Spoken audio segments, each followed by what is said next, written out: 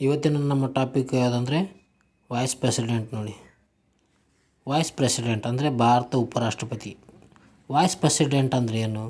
ಈ ಒಂದು ವೈಸ್ ಪ್ರೆಸಿಡೆಂಟ್ನ ಒಂದು ಹುದ್ದೆ ಎಷ್ಟನೇ ಸ್ಥಾನದಲ್ಲಿದೆ ಅಂತ ನೋಡೋಣ. ಮೊದಲನೇದಾಗಿ ಒಂದು ವೈಸ್ ಪ್ರೆಸಿಡೆಂಟ್ ಅಂದರೆ ಭಾರತದ ಉಪರಾಷ್ಟ್ರಪತಿ ಭಾರತ ದೇಶದ ಎರಡನೇ ಅತ್ಯುನ್ನತ ಉಪರಾಷ್ಟ್ರಪತಿ ಆಗಿರ್ತಾರೆ. ಮೊದಲನೇ ಒಂದು ಅತ್ಯುನ್ನತ ಹುದ್ದೆ ಯಾವುದಂದ್ರೆ ಅದು ರಾಷ್ಟ್ರಪತಿ ಹುದ್ದೆ. ಎರಡನೇ ಅತ್ಯುನ್ನತ ಹುದ್ದೆ ಯಾವುದಂದರೆ ಅದು ಉಪರಾಷ್ಟ್ರಪತಿ ಹುದ್ದೆ ಆಗಿದೆ ನೋಡಿ. ಇದಕ್ಕೆ ಸಂಬಂಧಿಸಿದಂಥ ಸ್ವಲ್ಪ ಮಾಹಿತಿಯನ್ನು ಮತ್ತು ಪ್ರಶ್ನೆಯ ಉತ್ತರಗಳನ್ನು ನೋಡಿಕೊಳ್ಳೋಣ ಬನ್ನಿ. ಮೊದಲನೇದಾಗಿ ಈ ಒಂದು ಉಪರಾಷ್ಟ್ರಪತಿಗೆ ಸಂಬಂಧಿಸಿದಂಥ ಸಂವಿಧಾನದ ವಿಧಿಗಳು, ಕಾನ್ಸ್ಟಿಟ್ಯೂಷನಲ್ ಪ್ರೊವಿಜನ್ಸ್ ನೋಡಿಕೊಳ್ಳೋಣ. ಆರ್ಟಿಕಲ್ 63 ಅಂದರೆ 63ನೇ ವಿಧಿ ಇದೇನು ಹೇಳುತ್ತಪ್ಪ ಅಂತಂದರೆ ಭಾರತಕ್ಕೆ ಒಬ್ಬ ಉಪರಾಷ್ಟ್ರಪತಿ ಇರತಕ್ಕದ್ದಂತ ಹೇಳ್ತದೆ. ಅಂದರೆ 63ನೇ ವಿಧಿ ಏನಪ್ಪ ಅಂತಂದರೆ ಉಪರಾಷ್ಟ್ರಪತಿಯ ಒಂದು ಹುದ್ದೆಗೆ ಸಂಬಂಧಿಸಿದೆ ನೋಡಿ. ಭಾರತಕ್ಕೆ ಉಪರಾಷ್ಟ್ರಪತಿ ಇರಬೇಕಂತ ಹೇಳುವಂಥ ವಿಧಿ ಯಾವುದಂದರೆ 63ನೇ ವಿಧಿ. ಅದೇ ರೀತಿಯಾಗಿ 64ನೇ ವಿಧಿ. ಈ 64ನೇ ವಿಧಿಯ ಪ್ರಕಾರ ಏನಪ್ಪ ಅಂತಂದರೆ ಉಪರಾಷ್ಟ್ರಪತಿ ರಾಜ್ಯಸಭೆಯ ಪದನಿಮಿತ್ತ ಅಧ್ಯಕ್ಷರಾಗಿರ್ತಾರೆ ನೋಡಿರಿ.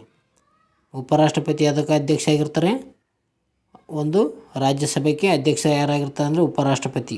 ಇದು ಎಷ್ಟನೇ ವಿಧಿಗೆ ಸಂಬಂಧಿಸಿದೆ ಅಂದರೆ 64ನೇ ವಿಧಿಗೆ ಸಂಬಂಧಿಸಿದೆ ನೋಡಿ. 65ನೇ ವಿಧಿ ಕೊಟ್ಟಿದ್ದಾರೆ. 65ನೇ ವಿಧಿ ಏನಪ್ಪ ಅಂತಂದರೆ ರಾಷ್ಟ್ರಪತಿಗಳ ಗೈರ್ಹಾಜರಿಯಲ್ಲಿ ಇವರು ಕಾರ್ಯನಿರ್ವಹಿಸುತ್ತಾರೆ. ಒಂದು ವೇಳೆ ರಾಷ್ಟ್ರಪತಿಯವರು ಈ ಒಂದು ಅವರ ಒಂದು ಹುದ್ದೆಯಲ್ಲಿ ಗೈರಾದ್ರಪ್ಪ ಅಥವಾ ರಾಜೀನಾಮೆ ನೀಡಿದಂಥ ಸಂದರ್ಭದಲ್ಲಿ ಈ ಒಂದು ರಾಷ್ಟ್ರಪತಿ ಹುದ್ದೆಯನ್ನು ಇವರು ಉಪರಾಷ್ಟ್ರಪತಿಯವರು ಅವರ ತಮ್ಮ ಕಾರ್ಯವನ್ನು ನಿರ್ವಹಿಸುತ್ತಾರೆ. ರಾಷ್ಟ್ರಪತಿಯ ಕಾರ್ಯವನ್ನು ಇವರು ನಿರ್ವಹಿಸುತ್ತಾರೆ ನೋಡಿ. 63ನೇ ಹುದ್ದೆ ಅದಕ್ಕೆ ಭಾರತ ದೇಶಕ್ಕೊಬ್ಬ ಉಪರಾಷ್ಟ್ರಪತಿ ಇರತಕ್ಕದಂತ ಹೇಳ್ತದೆ. 64ನೇ ಒಂದು ವಿಧಿ 64ನೇ ಒಂದು ವಿಧಿ ಈ ಒಂದು ರಾಜ್ಯಸಭೆಯ ಪದನಿಮಿತ್ತ ಅಧ್ಯಕ್ಷ ಯಾರಾಗಿರ್ತಾರಂತ ಉಪರಾಷ್ಟ್ರಪತಿ ಆಗಿರ್ತಾರೆ. 64ನೇ ವಿಧಿ ಹೇಳ್ತದೆ. 65ನೇ ವಿಧಿ ಏನಂತಂದರೆ ಈ ಒಂದು ರಾಷ್ಟ್ರಪತಿಯವರು ತಮ್ಮ ಹುದ್ದೆಯಲ್ಲಿ ಇದ್ದಾಗ ಅವರು ರಾಜೀನಾಮೆ ನೀಡಿರಬಹುದು ಅಥವಾ ಅವರಿಗೆ ಆರಾಮಿರಲಾರದ ಕಾರಣ ಗೈರ್ಹಾಜರಾಗಿರ್ಬೋದು. ಅಂಥ ಒಂದು ಸಂದರ್ಭದಲ್ಲಿ ರಾಷ್ಟ್ರಪತಿ ಹುದ್ದೆಯನ್ನು ಕಾರ್ಯವನ್ನು ನಿರ್ವಹಣೆ ಯಾರು ಮಾಡ್ತಾರೆ ಅಂದರೆ ಈ ಒಂದು ಉಪರಾಷ್ಟ್ರಪತಿ ನಿರ್ವಹಿಸುತ್ತಾರೆ ನೋಡಿ ರಾಷ್ಟ್ರಪತಿ ಕಾರ್ಯವನ್ನು. ಈ ಒಂದು ಉಪರಾಷ್ಟ್ರಪತಿ ಹುದ್ದೆಗೆ ಸಂಬಂಧಿಸಿದಂಥ ಅರ್ಹತೆ ಏನಪ್ಪ, ಕ್ವಾಲಿಫಿಕೇಷನ್ ಏನು? ಈ ಒಂದು ಉಪರಾಷ್ಟ್ರಪತಿ ಆಗ್ಬೇಕಂದ್ರೆ ಅರ್ಹತೆ ಏನು ಹೊಂದಿರಬೇಕಂತ ನೋಡೋದಾದರೆ ಮೊದಲು ಭಾರತದ ಪ್ರಜೆ ಆಗಿರಬೇಕು. ಯಾವ ರೀತಿಯಾಗಿ ನಾವು ಓದೋ ತರಗತಿಯಲ್ಲಿ ರಾಷ್ಟ್ರಪತಿಗಳಿಗೆ ಒಂದು ಅರ್ಹತೆ ನೋಡಿದೆವು, ಅದೇ ರೀತಿಯಾಗಿ ಕೂಡ ಇವರಿಗೂ ಕೂಡ ಅದೇ ಅರ್ಹತೆ ಇದೆ ನೋಡಿ. ಕ್ವಾಲಿಫಿಕೇಷನ್ ಭಾರತದ ಪ್ರಜೆ ಆಗಿರ್ಬೇಕು. ಮೊದಲನೇದಾಗಿ ಉಪರಾಷ್ಟ್ರಪತಿ ಆಗಲು ಭಾರತದ ಪ್ರಜೆ ಆಗಿರಬೇಕು. ಅವರಿಗೆ 35 ವಯಸ್ಸಾಗಿರ್ಬೇಕು ನೋಡಿ. ಉಪರಾಷ್ಟ್ರಪತಿಗೆ ಎಷ್ಟು ವಯಸ್ಸಾಗಿರಬೇಕು? 30 ವಯಸ್ಸಾಗಿರಬೇಕು.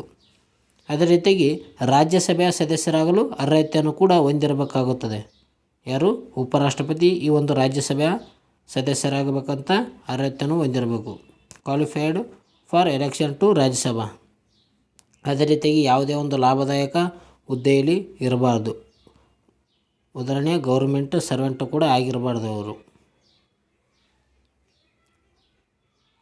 ಅದೇ ರೀತಿಯಾಗಿ ಈ ಒಂದು ಉಪರಾಷ್ಟ್ರಪತಿಗೆ ಸಂಬಂಧಿಸಿದಂಥ ಚುನಾವಣೆ ಯಾವ ರೀತಿ ನಡೀತದೆ, ಇವರ ಚುನಾವಣೆ ವಿಧಾನ ಏನಂತ ತಿಳಿದುಕೊಳ್ಳೋಣ. ಇವರೇನಪ್ಪ ಅಂತಂದರೆ ಸಂಸತ್ತಿನ ಉಭಯ ಸದನಗಳ ಚುನಾಯಿತ ಮತ್ತು ನಾಮನಿರ್ದೇಶಿತ ಸದಸ್ಯರನ್ನು ಒಳಗೊಂಡ ನಿರ್ವಾಚಕ ಮಂಡಳಿಯಿಂದ ಚುನಾಯಿತರಾಗುತ್ತಾರೆ. ಯಾರು? ಉಪರಾಷ್ಟ್ರಪತಿ ಏನಪ್ಪ ಅಂತಂದರೆ ಸಂಸತ್ತಿನ ಉಭಯ ಸದನಗಳು ಯಾವುದು? ಬೋತ್ ಹೌಸಸ್ ಅಂದರೆ ಪಾರ್ಲಿಮೆಂಟ್ನ ಎರಡು ಒಂದು ಹೌಸಸ್ ಇರುವಂಥ ಲೋಕಸಭೆ ಮತ್ತು ರಾಜ್ಯಸಭೆ. ಆ ಒಂದು ಲೋಕಸಭೆ ರಾಜ್ಯಸಭೆಯಲ್ಲಿರುವ ಚುನಾಯಿತ ಮತ್ತು ನಾಮನಿರ್ದೇಶಿತ ಸದಸ್ಯರು ಏನು ಮಾಡ್ತಾರೆ ಅಂದರೆ ಇವರಿಗೆ ಚುನಾವಣೆಯಲ್ಲಿ ಮತವನ್ನು ನೀಡುತ್ತಾರೆ. ಇದರಲ್ಲಿ ವಿಧಾನಸಭೆಯ ಸದಸ್ಯರು ಏನಪ್ಪ ಅಂತಂದರೆ ಈ ಒಂದು ಉಪರಾಷ್ಟ್ರಪತಿ ಚುನಾವಣೆಯಲ್ಲಿ ಭಾಗವಹಿಸುವುದಿಲ್ಲ. ಅದು ವಿಧಾನಸಭೆ ಸದಸ್ಯರು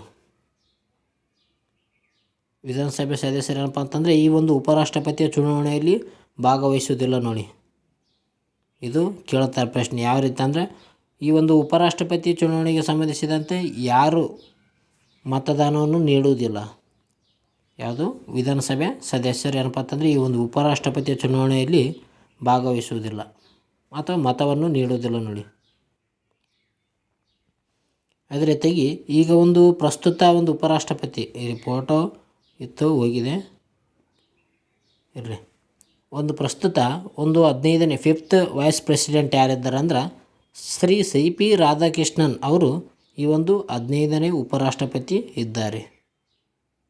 15ನೇ ಉಪರಾಷ್ಟ್ರಪತಿ ಯಾರಿದ್ದಾರೆ ಪ್ರಸ್ತುತ ಅಂದರೆ ಈ CP ರಾಧಾಕೃಷ್ಣನ್ ಇವರು 15ನೇ ಒಂದು ಉಪರಾಷ್ಟ್ರಪತಿ ಆಗಿದ್ದಾರೆ ನೋಡಿ. ಇತ್ತೀಚೆಗೆ ರಾಜೀನಾಮೆ ನೀಡಿದವರು ಯಾರಂದರೆ ಜಗದೀಪ್ ಧನ್ಕರ್, ಅಂದರೆ ಅವರ ಒಂದು ನಿವೃತ್ತಿ ಮುಗೀತು. ಯಾವಾಗ ಸೆಪ್ಟೆಂಬರ್ 12, 2025ರಂದು ಜಗದೀಪ್ ಧನ್ಕರ್ ಅವರು ಅವರ ತಮ್ಮನ್ನು ನಿವೃತ್ತಿಯನ್ನು ಹೊಂದಿದ್ದರು ನೋಡಿ. ಈಗ 15ನೇ ಒಂದು ಉಪರಾಷ್ಟ್ರಪತಿ ಯಾರು CP ರಾಧಾಕೃಷ್ಣನ್ ಅವರು ಇದ್ದಾರೆ. 14ನೇ ಒಂದು ಉಪರಾಷ್ಟ್ರಪತಿ ಯಾರಂದರೆ ಜಗದೀಪ್ ಧನ್ಕರ್. ಈಗ ಈ ಒಂದು ಉಪರಾಷ್ಟ್ರಪತಿಗೆ ಸಂಬಂಧಿಸಿದಂತೆ ಸ್ವಲ್ಪ ಇಂಪಾರ್ಟೆಂಟ್ ಕ್ವೆಶನ್ ಮತ್ತು ನೋಡೋಣ.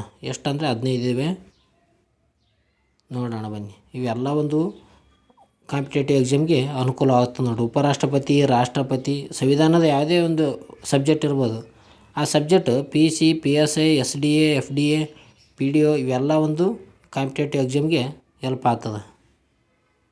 ಮೊದಲನೇ ಒಂದು ಪ್ರಶ್ನೆ ನೋಡೋಣ ಬನ್ನಿ. ಮೊದಲನೇ ಪ್ರಶ್ನೆ, ಸಂವಿಧಾನದ ಯಾವ ವಿಧಿಯ ಪ್ರಕಾರ ಭಾರತಕ್ಕೆ ಒಬ್ಬ ಉಪರಾಷ್ಟ್ರಪತಿ ಇರತಕ್ಕದ್ದು? ಅಂದರೆ ಯಾವ ವಿಧಿ ಭಾರತಕ್ಕೆ ಒಬ್ಬ ಉಪರಾಷ್ಟ್ರಪತಿ ಇರಬೇಕಂತ ಹೇಳ್ದಂತ ಕೊಟ್ಟಿದ್ದಾರೆ ಆರ್ಟಿಕಲ್. ಮೊದಲನೇದಾಗಿ ವಿಧಿ 52ನೇ ವಿಧಿ, 63ನೇ ವಿಧಿ, 74ನೇ ವಿಧಿ, 61ನೇ ವಿಧಿ. ಇದಕ್ಕೆ ಸರಿಯಾದ ಉತ್ತರ ಆಪ್ಷನ್ಸ್ ಬಿ ನೋಡಿ, 63ನೇ ವಿಧಿ. ಆವಾಗಲೇ ನೋಡಿದ ಹಾಗೆ 63ನೇ ವಿಧಿ ಏನಪ್ಪ ಅಂತಂದರೆ ಈ ಒಂದು ಭಾರತಕ್ಕೆ ಒಬ್ಬ ಉಪರಾಷ್ಟ್ರಪತಿ ಇರತಕ್ಕದ್ದಂತ ಹೇಳ್ತದೆ ನೋಡಿ. 63ನೇ ವಿಧಿ ಏನಂದರೆ ಭಾರತದ ಉಪರಾಷ್ಟ್ರಪತಿ ಹುದ್ದೆಗೆ ಅವಕಾಶ ಕಲ್ಪಿಸಿದೆ. ಇದು ದೇಶದ 2ನೇ ಅತ್ಯುನ್ನತ ಸಾಂವಿಧಾನಿಕ ಹುದ್ದೆ ಆಗಿದೆ ನೋಡಿ. ಈ ಒಂದು ಉಪರಾಷ್ಟ್ರಪತಿ ಏನಂದರೆ ದೇಶದ 2ನೇ ಅತ್ಯುನ್ನತ ಸಾಂವಿಧಾನಿಕ ಹುದ್ದೆ. ಮೊದಲನೇ ಒಂದು ಹುದ್ದೆ ಅದು ರಾಷ್ಟ್ರಪತಿ, ಎರಡನೇದ್ದು ಈ ಒಂದು ಉಪರಾಷ್ಟ್ರಪತಿ ಆಗಿದೆ. ಎರಡನೇ ಪ್ರಶ್ನೆ, ರಾಜ್ಯಸಭೆಯ ಪದನಿಮಿತ್ತ ಅಧ್ಯಕ್ಷರು ಯಾರು? Option C president, prime minister, vice president, speaker. ಇದು ಕೂಡ ಹಲವಾರು ಬಾರಿ ಎಕ್ಸಾಮ್ನಲ್ಲಿ ಕೇಳಿದ್ದಾರೆ ನೋಡಿ. ರಾಜ್ಯಸಭೆ ಪದನಿಮಿತ್ತ ಅಧ್ಯಕ್ಷರು ಯಾರಾಗಿರ್ತಾರಂತ ಹಲವು ಬಾರಿ ಎಕ್ಸಾಮ್ನಲ್ಲಿ ಕೇಳಿದ್ದಾರೆ. ಇದಕ್ಕೆ ಸರಿಯಾದ ಉತ್ತರ ಆಪ್ಷನ್ ಸಿ ವೈಸ್ ಪ್ರೆಸಿಡೆಂಟ್. 64ನೇ ವಿಧಿಯ ಪ್ರಕಾರ ಉಪರಾಷ್ಟ್ರಪತಿಗಳು ರಾಜ್ಯಸಭೆಯ ಪದನಿಮಿತ್ತ ಅಧ್ಯಕ್ಷರಾಗಿ ಕಾರ್ಯನಿರ್ವಹಿಸುತ್ತಾರೆ. 64ನೇ ವಿಧಿಯ ಪ್ರಕಾರ ಏನಪ್ಪ ಅಂತಂದರೆ ಉಪರಾಷ್ಟ್ರಪತಿ ರಾಜ್ಯಸಭೆಯ ಒಂದು ಸದನದ ಅಧ್ಯಕ್ಷತೆಯನ್ನು ವಹಿಸಿಕೊಳ್ತಾರೆ ನೋಡಿ. ರಾಜ್ಯಸಭೆಯ ಅಧ್ಯಕ್ಷರಾಗಿರ್ತಾರೆ ಇವರು. ಮೂರನೇ ಒಂದು ಪ್ರಶ್ನೆ, ಉಪರಾಷ್ಟ್ರಪತಿಯಾಗಿ ಆಯ್ಕೆಯಾಗಲು ಕನಿಷ್ಠ ವಯಸ್ಸು ಎಷ್ಟು? ಅಂದರೆ ಒಂದು ಉಪರಾಷ್ಟ್ರಪತಿ ಆಗಲು ಎಷ್ಟು ವಯಸ್ಸಾಗಿರ್ಬೇಕಂತ ಕೇಳಿದ್ದಾರೆ. 25, 30, 35, 40. ಇದಕ್ಕೆ ಸರಿಯಾದ ಉತ್ತರ ಆಪ್ಷನ್ ಸಿ 35 ವರ್ಷ ಆಗಿರಬೇಕು. ಉಪರಾಷ್ಟ್ರಪತಿ ಆಗಬೇಕಂದ್ರೆ 35 ವರ್ಷ ಆಗಿರಬೇಕು ನೋಡಿ. ಉಪರಾಷ್ಟ್ರಪತಿ ಹುದ್ದೆಗೆ ಅರ್ಹತೆ ಪಡೆಯಲು ಅಭ್ಯರ್ಥಿಯು 35 ವಯಸ್ಸನ್ನು ಪೂರೈಸಿರಬೇಕು. ಉಪರಾಷ್ಟ್ರಪತಿ ಆಗಬೇಕಂದ್ರೆ 35 ವಯಸ್ಸಾಗಿರ್ಬೇಕು ನೋಡಿ. ಆದರೆ ರಾಷ್ಟ್ರಪತಿಯು ಕೂಡ 35 ವಯಸ್ಸಾಗಿರಬೇಕು. ಹಾಗಾದರೆ ಪ್ರಧಾನಮಂತ್ರಿ ಅಂದರೆ ಪ್ರೈಮ್ ಮಿನಿಸ್ಟರ್ ಆಗಲು ಎಷ್ಟು ವಯಸ್ಸಾಗಬೇಕಂತ ಕಮೆಂಟ್ ಮಾಡಿ. ಓಕೆ, ಪ್ರಧಾನಮಂತ್ರಿ ಆಗಲು ಎಷ್ಟು ವಯಸ್ಸಾಗಿರಬೇಕು ಕಮೆಂಟ್ ಮಾಡಿ. ಮುಂದಿನ ಒಂದು ಪ್ರಶ್ನೆ, ಉಪರಾಷ್ಟ್ರಪತಿಗಳಿಗೆ ಪ್ರಮಾಣ ವಚನ ಬೋಧಿಸುವವರು ಯಾರು?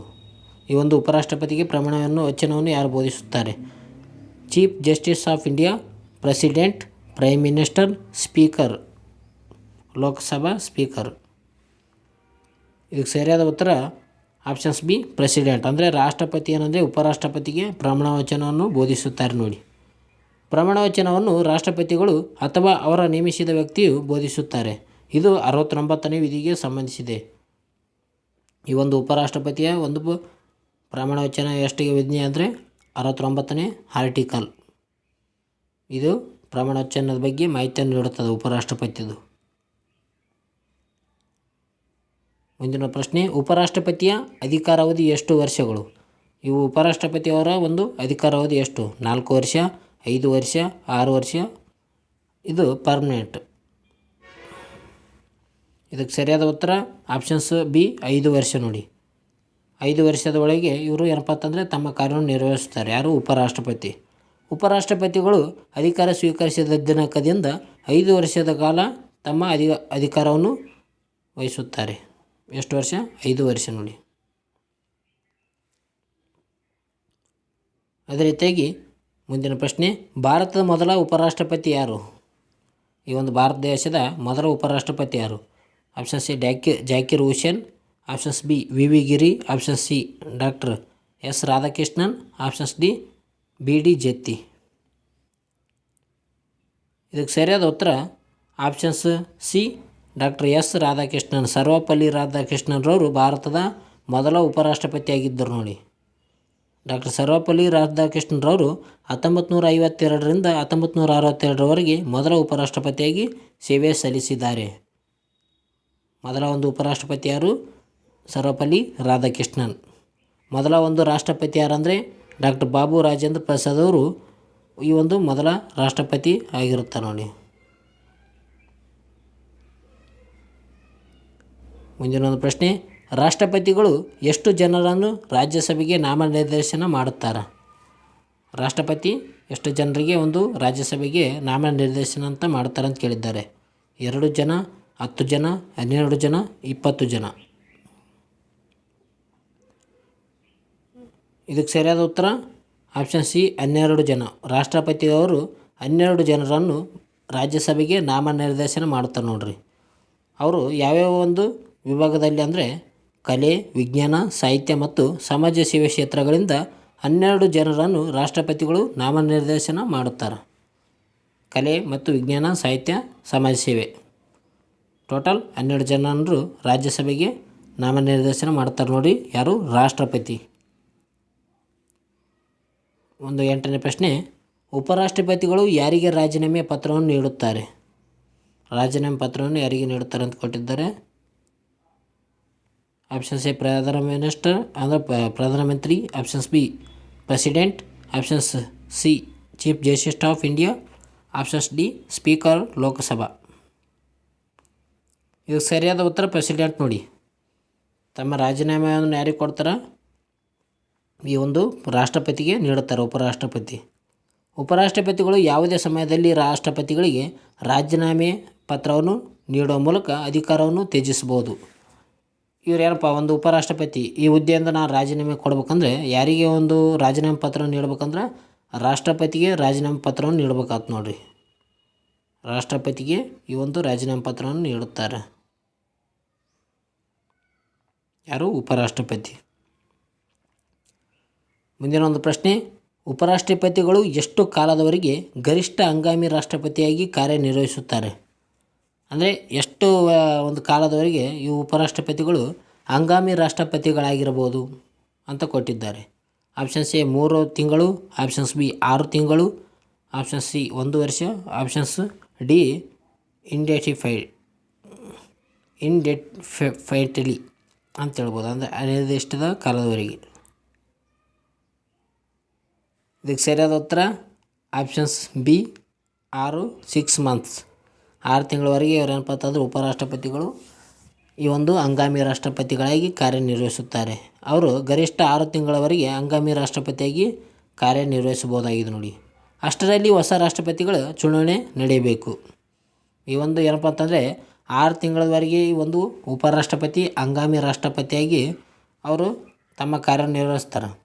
ಈಗ ಒಂದು 6 ತಿಂಗಳಷ್ಟರಲ್ಲಿ ರಾಷ್ಟ್ರಪತಿ ಸಂಬಂಧಿಸಿದಂಥ ಒಂದು ಚುನಾವಣೆ ನಡೆಸಿ ಹೊಸ ರಾಷ್ಟ್ರಪತಿಯನ್ನು ಅಧಿಕಾರಕ್ಕೆ ತರಬೇಕು 6 ತಿಂಗಳವರೆಗೂ. ಮುಂದಿನ ಒಂದು ಪ್ರಶ್ನೆ, ಉಪರಾಷ್ಟ್ರಪತಿಗಳ ಪದಚ್ಯುತಿ ನಿರ್ಣಯವನ್ನು ಮೊದಲು ಎಲ್ಲಿ ಮಂಡಿಸಬೇಕು? ಅಂದರೆ ನಾವು ಈಗ ಉಪರಾಷ್ಟ್ರಪತಿಯನ್ನು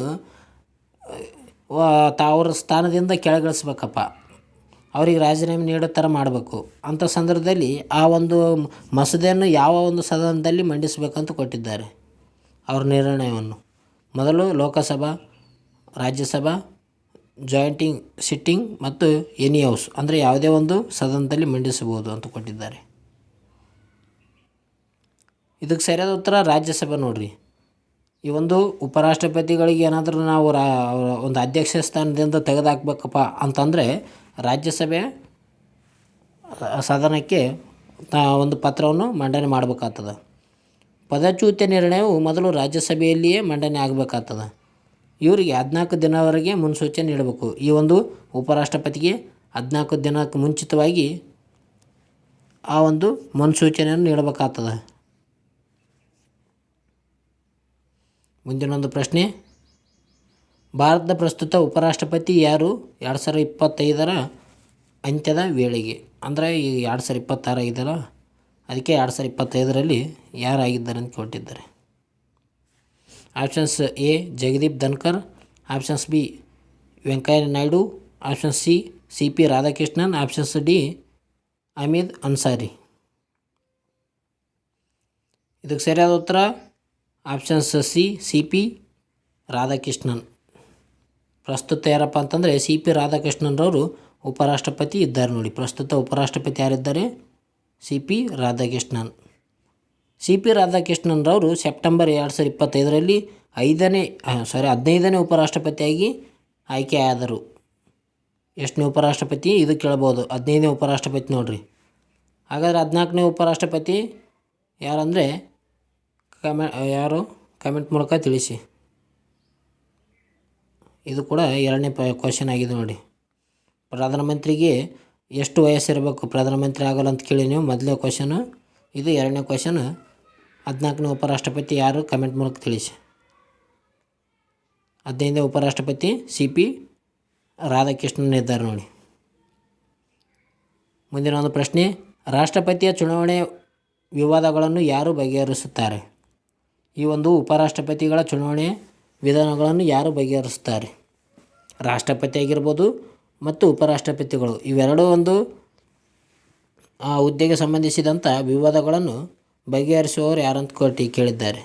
election commission, supreme court, parliament, high court. ಇದಕ್ಕೆ ಸರಿಯಾದ ಉತ್ತರ ಆಪ್ಷನ್ಸ್ ಬಿ ಸುಪ್ರೀಂ ಕೋರ್ಟ್ ನೋಡಿ. ರಾಷ್ಟ್ರಪತಿಗೆ ಕೂಡ ಈ ಒಂದು ಸುಪ್ರೀಂ ಕೋರ್ಟ್ನೇ ಅವರ ಒಂದು ಸಮಸ್ಯೆಗಳನ್ನು ಬಗೆಹರಿಸ್ತದೆ. ಅದೇ ರೀತಿಯಾಗಿ ಉಪರಾಷ್ಟ್ರಪತಿಗಳು ಕೂಡ ಈ ಒಂದು ಸುಪ್ರೀಂ ಕೋರ್ಟೇ ಸಮಸ್ಯೆನ ಬಗೆಹರಿಸ್ತದೆ ನೋಡಿರಿ. ಚುನಾವಣೆಗೆ ಸಂಬಂಧಿಸಿದ ಎಲ್ಲ ವಿವಾದಗಳನ್ನು ಸುಪ್ರೀಂ ಕೋರ್ಟ್ ಬಗೆಹರಿಸುತ್ತದೆ. ಅದರ ನಿರ್ಣಯವೇ ಅಂತಿಮವಾಗಿರ್ತದೆ ನೋಡಿರಿ. ಈ ಒಂದು ಉಪರಾಷ್ಟ್ರಪತಿ ವಿವಾದಗಳನ್ನು ಬಗೆಹರಿಸೋರು ಯಾರು? Supreme court. ಮುಂದಿನ ಪ್ರಶ್ನೆ, ಉಪರಾಷ್ಟ್ರಪತಿ ಯಾವ ಸದನದ ಸದಸ್ಯರಾಗಿರುತ್ತಾರೆ? ಇದು ಕೂಡ ಭಾಳ ಇಂಪಾರ್ಟೆಂಟ್ ಆಗಿದೆ ನೋಡಿ. ಉಪರಾಷ್ಟ್ರಪತಿ ಯಾವ ಸದನದ ಸದಸ್ಯರಾಗಿರ್ತಾರೆ? Options A Lok Sabha, options B Rajya Sabha, option C both houses, options D none of the above. ಯಾವುದೂ ಅಲ್ಲ, ಮೇಲಿನ ಯಾವುದೂ ಅಲ್ಲ ಅಂತ ಕೊಟ್ಟಿದ್ದಾರೆ. ಸರಿಯಾದ ಉತ್ತರ options D none of the above. ಉಪರಾಷ್ಟ್ರಪತಿಯು ಸಂಸತ್ತಿನ ಯಾವುದೇ ಸದನದ ಸದಸ್ಯ ಇರಲ್ಲ. ಒಂದು ವೇಳೆ ಸದಸ್ಯರಾಗಿದ್ದರೆ ಅಧಿಕಾರ ವಹಿಸಿಕೊಂಡದ ಆ ದಿನದ ಆ ಸ್ಥಾನವನ್ನು ತೆರವಾಗುತ್ತದೆ ನೋಡಿರಿ. ಆ ಒಂದು ಉಪರಾಷ್ಟ್ರಪತಿ ಯಾವುದೇ ಒಂದು ಲೋಕಸಭೆ ಆಗಿರ್ಬೋದು ಅಥವಾ ರಾಜ್ಯಸಭೆ ಆಗಿರ್ಬೋದು, ಈ ಒಂದು ಸ್ಥಾನದಲ್ಲಿ ಸದಸ್ಯನಾಗಿರಲ್ಲ. ಒಂದು ವೇಳೆ ಸ್ಥಾನದಲ್ಲಿ ಸದಸ್ಯನಾಗಿದ್ದರಪ್ಪ ಅಂತಂದರೆ ಈ ಒಂದು ಉಪರಾಷ್ಟ್ರಪತಿ ಹುದ್ದೆಗೇರಿದ ನಂತರ ಆತ ಆ ಸ್ಥಾನವನ್ನು ಏನು ಮಾಡ್ಬೇಕಂದ್ರೆ ತೆರವು ಮಾಡಬೇಕಾಗ್ತದೆ, ಬಿಟ್ಟು ಕೊಡಬೇಕಾಗ್ತದೆ ನೋಡ್ರಿ ಆ ಒಂದು ಸ್ಥಾನವನ್ನು. ಮುಂದಿನ ಪ್ರಶ್ನೆ, ಉಪರಾಷ್ಟ್ರಪತಿ ಚುನಾವಣೆಯಲ್ಲಿ ಯಾವ ಮತದಾನ ಪದ್ಧತಿ ಬಳಸಲಾಗುತ್ತದೆ? Direct election, options B proportional responsible, option C show of hands, options D appointment by PM. ಈ ಒಂದು ಉಪರಾಷ್ಟ್ರಪತಿ ಚುನಾವಣೆಯಲ್ಲಿ ಯಾವ ಮತದಾನ ಪದ್ಧತಿ ಬಳಸಲಾಗುತ್ತದೆ ಅಂತ ಕೊಟ್ಟಿದ್ದಾರೆ. ಇದಕ್ಕೆ ಸರಿಯಾದ ಉತ್ತರ ಆಪ್ಷನ್ಸ್ ಬಿ ನೋಡಿ, ಪ್ರೊಪೋರ್ಷನಲ್ ರೆಸ್ಪಾನ್ಸಿಬಲ್. ಏಕಮತ ವರ್ಗಾವಣೆಯ ಮೂಲಕ ಪ್ರಮಾಣಾನುಗುಣ ಪ್ರಾತಿನಿಧ್ಯದ ಪದ್ಧತಿಯನ್ನು ಇದು ಬಳಸಲಾಗುತ್ತದೆ ಈ ಒಂದು ಉಪರಾಷ್ಟ್ರಪತಿ ಹುದ್ದೆಗೆ ಸಂಬಂಧಿಸಿದಂತೆ. ಇತ್ತೀಚೆಗೆ ಒಂದು FDA ಎಕ್ಸಾಮ್ ನಡೆದಿತ್ತು ನೋಡ್ರಿ. ಎಕ್ಸಾಮ್ನಲ್ಲಿ ಎಚ್ ಕೆ ವಿಭಾಗದಲ್ಲಿ ಕೇಳಿರುವಂಥ ಪ್ರಶ್ನೆಯಲ್ಲಿ ರಾಷ್ಟ್ರಪತಿ ಹುದ್ದೆಗೆ ಸಂಬಂಧಿಸಿದಂತೆ ಅಧ್ಯಕ್ಷ ಸ್ಥಾನವನ್ನು ಯಾರು ವಹಿಸುತ್ತಾರೆ ಅಂತ ಕೊಟ್ಟಿದ್ದರು. ರಾಷ್ಟ್ರಪತಿ ಒಂದು ಚುನಾವಣೆಯಲ್ಲಿ ಅಧ್ಯಕ್ಷ ಸ್ಥಾನವನ್ನು ಯಾರು ವಹಿಸುತ್ತಾರೆ ಅಂತ ಕೊಟ್ಟಿದ್ದರು ನೋಡಿ ಕ್ವಶನ್. ಆ ರೀತಿಯಾಗಿ ಈ ಉಪರಾಷ್ಟ್ರಪತಿಗಳು ಕೂಡ ಕೊಡ್ತಾರೆ. ಯಾವ ರೀತಿಯಾಗಿ ಇವ್ರ ವಯಸ್ಸು ಎಷ್ಟಾಗಿರ್ಬೇಕು, ಹಲವಾರು ರೀತಿಯಲ್ಲಿ ಕೇಳ್ತಾರೆ ನೋಡಿ ಪ್ರಶ್ನೆ. ಯಾವ ಉಪರಾಷ್ಟ್ರಪತಿಗಳು 2 ಪೂರ್ಣ ಅಧಿಕಾರಾವಧಿಯನ್ನು ಪೂರೈಸಿದರು? ಯಾವ ಉಪರಾಷ್ಟ್ರಪತಿಗಳು 2 ಪೂರ್ಣ ಅಧಿಕಾರಾವಧಿಯನ್ನು ಪೂರೈಸಿದರು? Options A Zakir Hussain, options B Shankar Dayal Sharma, options C Mohammad Hamid Ansari, options D Krishna Kant.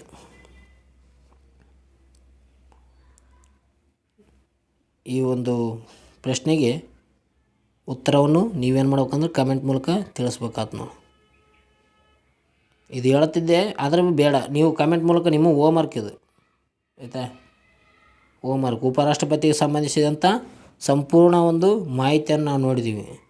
ನಿಮ್ಗೆ ಇದೇ ಥರ ಒಂದು ವೀಡಿಯೋ ಬೇಕಪ್ಪ ಅಂತಂದರೆ ಈ ಒಂದು ವಿಡಿಯೋಗೆ ಬೇಗನೆ ಒಂದು ಲೈಕ್ ಬಟನ್ನ ಪ್ರೆಸ್ ಮಾಡಿ. ಅದೇ ರೀತಿಯಾಗಿ ಯಾರಾದರೂ ಈ ಒಂದು ಚಾನಲ್ಗೆ ಹೊಸಬರಾದರೆ ಬೇಗನೆ ಸಬ್ಸ್ಕ್ರೈಬ್ ಮಾಡಿಕೊಳ್ಳಿ. ನಿಮ್ಗೆ ಯಾವ ಥರ ವೀಡಿಯೋ ಬೇಕೋ ಕಮೆಂಟ್ ಮೂಲಕ ತಿಳಿಸಿ. ಆ ಒಂದು ವಿಷಯಕ್ಕೆ ಸಂಬಂಧಿಸಿದಂಥ ಒಂದು ಪ್ರಶ್ನೆಗಳನ್ನು ಮತ್ತು ಉತ್ತರಗಳನ್ನು ತರ್ತೇನೆ ನಾನು. ಈ ಒಂದು 15ನೇ ಪ್ರಶ್ನೆಗೆ ಉತ್ತರವನ್ನು ಕಮೆಂಟ್ ಮೂಲಕ ಕಡ್ಡಾಯವಾಗಿ ತಿಳಿಸಿ ಆಯಿತಾ. ನಿಮ್ಮ ಫ್ರೆಂಡ್ಗಳು ಕೂಡ ಈ ಒಂದು ವಿಡಿಯೋನ ಶೇರ್ ಮಾಡಿ. ಈ ವಿಡಿಯೋ ಒಂದು ಇಷ್ಟ ಆಗಿತ್ತಂದ್ರೆ ಸೂಪರ್ ಅಂತ ಕಮೆಂಟ್ ಹಾಕಿ. ಓಕೆ, ಇಷ್ಟ ಆಗ್ಲಿಕ್ಕಂದ್ರೂ ಕೂಡ ಏನಾದರೂ ಹಾಕಿ, ಲೈಕ್ ಮಾಡಿ, ಶೇರ್ ಮಾಡಿ, ಸಬ್ಸ್ಕ್ರೈಬ್ ಮಾಡಿ. ಓಕೆ ಫ್ರೆಂಡ್ಸ್, ಇವತ್ತಿನ ವಿಡಿಯೋನ ಇಲ್ಲಿಗೆ ಮುಕ್ತಾಯ ಮಾಡೋಣ. ಮುಂದಿನ ವಿಡಿಯೋದಲ್ಲಿ ಸಿಗೋಣ. Take care, bye friends.